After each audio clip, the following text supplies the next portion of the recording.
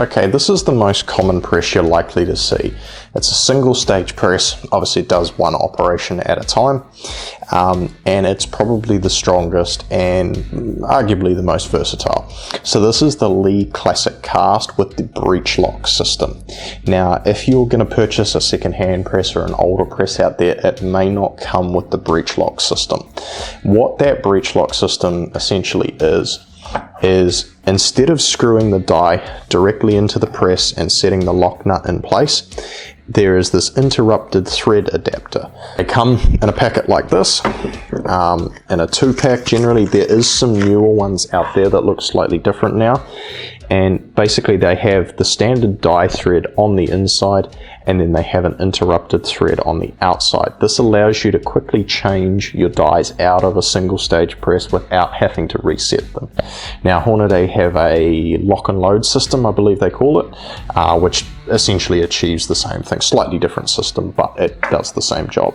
So what you do, this is a 308 sizing die, and it's set up in the quick change system. So what you've got here is actually a little notch, and that locks on the spring-loaded detent here. So here's a close-up of the detent system, so you can see the little notch in the top of the adapter. So you bring that round there, push your detent down.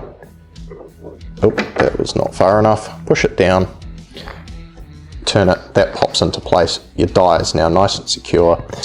Now all you've got to do, grab your shell holder, insert your shell holder in there, insert your case, and you're ready to go.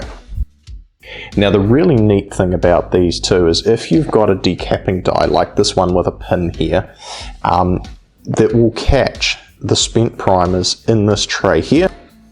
So I'll show you a few things close up here. So as you raise this, you will see that the little hole in the ram reveals itself.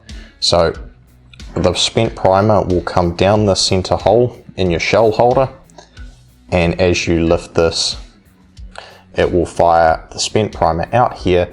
It will go down this little chute in here, and from underneath you can connect the hose onto the spigot here. It does come with the press, and that allows your spent primers to be taken out of the way. Safety prime system, obviously still made by Lee. This works on most of their presses. There are some newer versions out. You can also prime off the press as well, but basically this clips into the side here like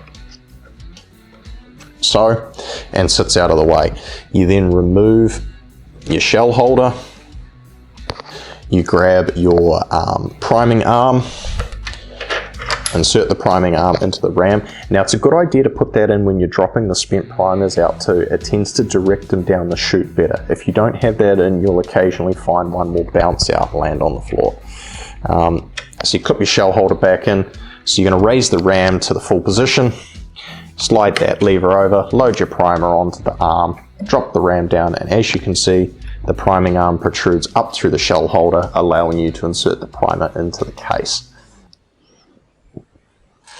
So that's the full extension of the ram. You'll see that the priming arm sticks out at an angle like this.